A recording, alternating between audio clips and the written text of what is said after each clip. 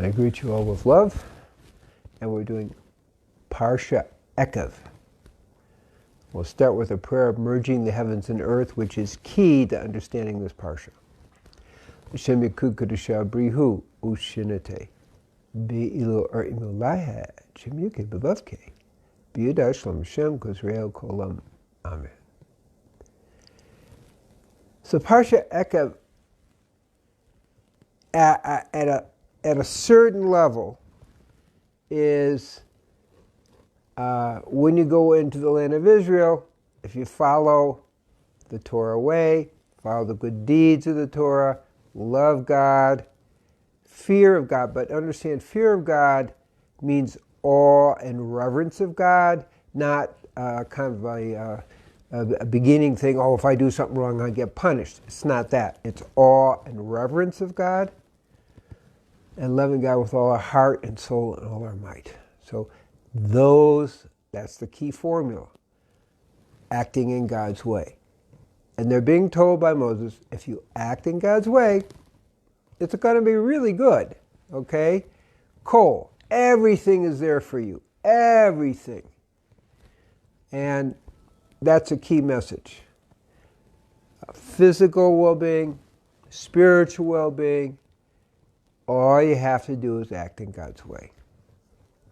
And if we just kind of get that one message, everything makes sense, because it's more than just Israel. I think the real message here is, and it is the message by Zechariah, is that in the Messianic times, a spring will flow out of the Temple Mount, where the temple is, and it will sweeten all the waters of the world, all the waters. So this is not just about Israel, it's about the whole world. That's a really, really important thing to understand in the big picture. But it does say the eyes of God are on Israel. So the message is, this is the starting point. And it's the responsibility of Israel to elevate it and make it happen, because this is where the real power of God is expressed and then expands to give to everyone. Okay, it's not exclusive, in other words. There's two kind of understandings. The wives of Jacob, Rachel, is Amadalia, reaching out to the world, which is more where I'm working on level, and Amadakasia, which is kind of keeping the secrets held in. That's Leah. So Rachel is always reaching out to the world. That's what we're doing, because we need to see the bigger picture. And the bigger picture is we're talking about a way of life that takes us to God in the midst of the chaos. And it's not just, it's already proven. So Moses, he's just defeated the two giants. Think about that, okay? What I mean, Og was 18 feet tall, according to archaeologists, as far as I can tell. I don't know how big Shachan is, but probably that size too. And there's Moses at the age of 120 in hand-to-hand combat, defeating the two giants. What do we think that's about?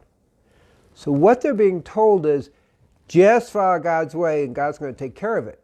But you got to be aligned. Now, it isn't just physical prowess. Israel also, Jacob defeated Laban, the great black magician. Okay? And then later, Moses, in essence, Moses defeats, and Yehoshua and Pinchas, defeats Balaam, the great black magician of that time. So what we're saying is, not only is it going to be physically giants, but we will defeat the dark occult. Please understand, this is real, this isn't a joke. If people know the code words called the hand, or the work of the, they're different names, Sabbatean, Francus, these are codings that they're talking about the dark occult, and we're talking about the light of God. That's key. Okay, now we got, yes, we can defeat the dark occult. We can do it.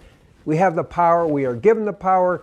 We already see that we have the power because we already defeated the top dark occultists in this unknown world. Okay, it's like, wow. Okay, so what's the key? The key is called the light of God. The key is to take the light of God in and transform it from the pure spiritual energy into giving life on the planet, bringing the spiritual world into the material world, creating light. We can think about it as photosynthesis. Okay, what's that? Where the plants take in the light and they transform it into material energy and food, into nutrients. That's what we're talking about here, is the eyes of God are on Israel, and the light is coming down. What are we going to do with it? We are transferring into spiritual power on the material plane. We're transferring into spiritualizing the material plane, bringing holiness and purity, and ultimately enlightenment. So when I'm talking about it, I am talking about kind of a third wave of understanding. First, we got to get into more the 10 speakings. Then we're talking about holiness and purity, but ultimately we're talking about Devikut Heru, God merging, and enlightenment. So these are the phases that this is all about. Now, Am Israel seen as the key. Not everybody can handle that energy. Literally, as a psychiatrist, I've helped people deal with what we call the Jerusalem syndrome, where people, it's so much energy they just can't handle it. Sometimes I have to ask people, actually, you need to leave. You're not quite ready to be here. There's too much energy for you. And that cures it. Sometimes we do other things to help people handle it. But we are talking about a very intense energy. And Am Israel as being the key for helping wake up the world. Now, without making a political comment, because that's not the level we're talking about, the key is how do we transform Am Israel away from the hand and the Sabbatean Frankist, part of the story into being a light to the world, okay, in a very powerful way. So this is not so easy, but that's key, because Israel's key in the whole Messianic time. The light's coming down. What are we going to do with it? And this Parsha is about, we're plants, we're taking in the light, and transformation of the world is happening. Now there's another little piece where people have misunderstood. It says, love the stranger because you were strangers. But the word stranger, proselyte here in this case, is not somebody who's coming in to harm you. They're strangers too. It's the stranger is the proselyte, the one who actually aligns themselves with the Torah teachings. That's where people get confused on that. So I want to make that clear. The stranger we're talking about is one who's committed to aligning with the Torah way of life. The mitzvah, the 10 speakings.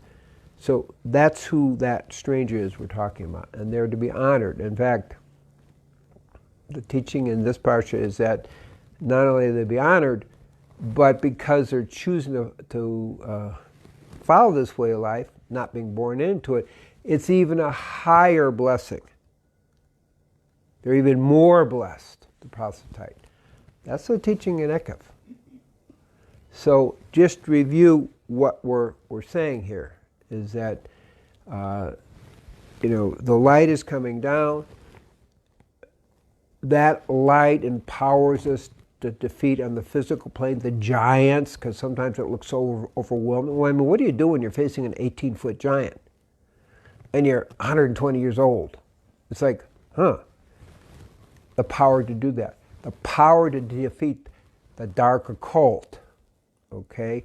As again, Zechariah is saying, hey, a spring comes out, sweetens the waters of the world. So there's another term I didn't talk about. It's called sweetening the judgments. All of us have created different, let's say, karmic imbalances. It's part of being human. Okay, we're meant to be human. We're to be perfect.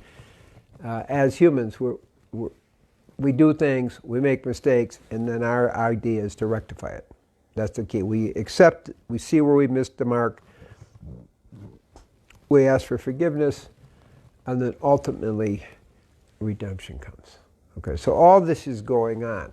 So sweetening the judgments is specific in this Parsha Eikev by leading this way of life.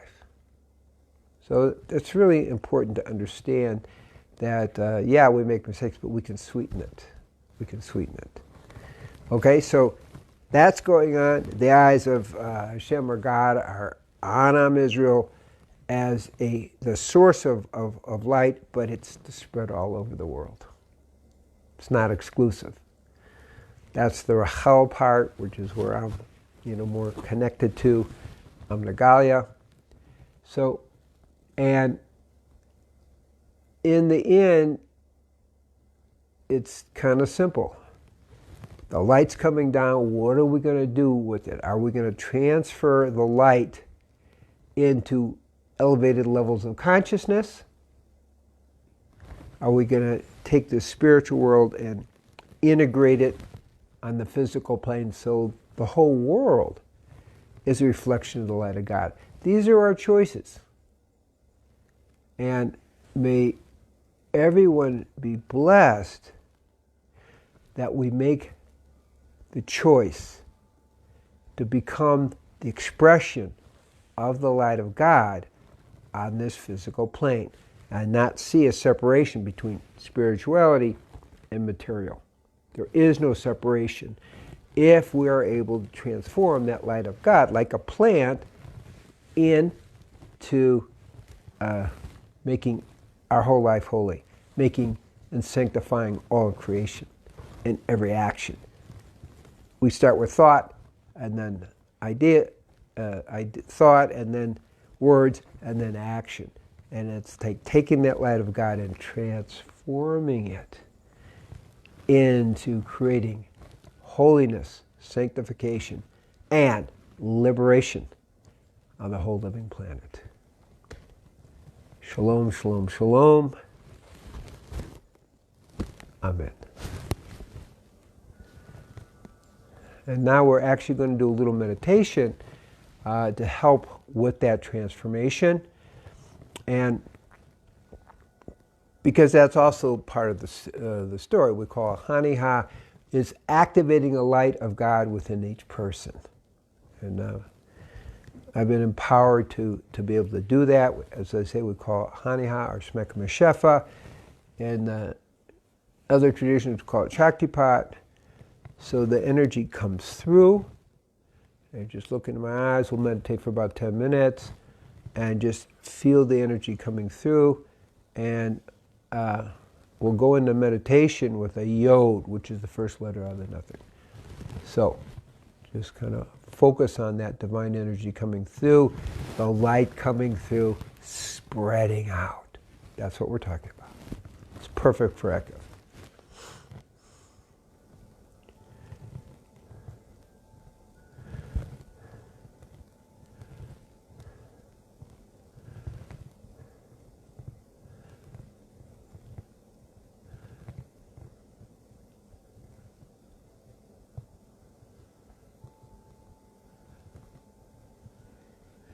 Okay, we're going into meditation with the yod, and we do repeat the name of God that Moses received from the burning bush. Yod on the in-breath, Hey on the out-breath, Wah and then breath, Hey on the out-breath. Yod from the base to the heart, Hey out through the heart, Wah from the base to Dot, D-A-A-T, third eye, and then Hey out through the heart, merging the heart and the mind. So just repeat that until your mind is quiet. That's all you need to do. And then you're in meditation and you are able to draw the light of God very easily into your whole being and create holiness, purity, and awakening wherever you are. Here we go.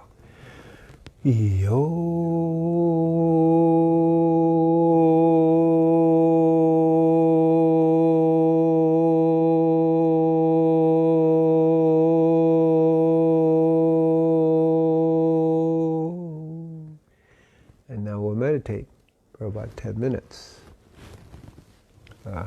Timekeeper.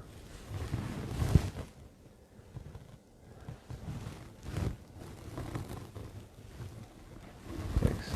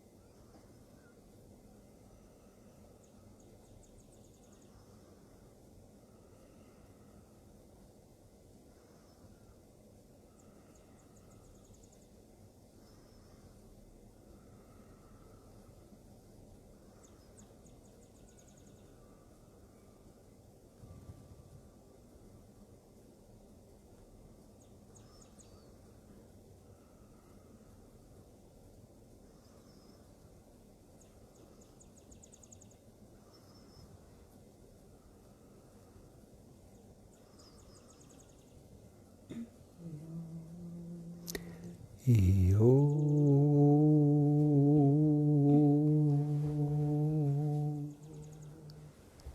we're slowly coming out of meditation, I want to add the final teaching, which is we all have the light of God within us. The meditation, the Haniha Smekmashefa meditation activates that light of God. Just a personal story to give you an idea, because there's a really important teaching here. Right now, many people are in fear about the COVID-19 virus, and it makes people into sheep. And we need to be spiritual lions at this time. So my little story is, when I was 16, my older brother died, who was 22, in a car accident, and then my father died when I was 21, and my mother died when she was 33, and I was always seeking, what is this about? Like, I don't really understand the mystery of death. And when I received this awakening, the spiritual awakening I'm talking about, the Haniha Shmekmashefa, I perceived direct understanding, not intellectual understanding, that the soul is immortal. The soul is immortal. We can't die. Okay, the physical body can die, but we can't die. And it was the answer to my prayers, and from that I was able to recognize my primary spiritual enlightenment teacher. So the point I'm making is, when you really get it, when that light that's within us, the holy light within us, is awakened, like what we just did with that Haniha Smekmashefa, Shaktipat, that gives us the opportunity to have a much deeper understanding of what it's all about. So when you know your soul is immortal, what is there to be afraid of? Well, you should be careful. But what is there? I mean, you don't walk out in front of a car or something like that. But there's nothing to be afraid of, because our soul is immortal. We can't really die. So that's the final teaching as part of Eikev. So we truly understand the deeper spiritual truths. Shalom, shalom, shalom.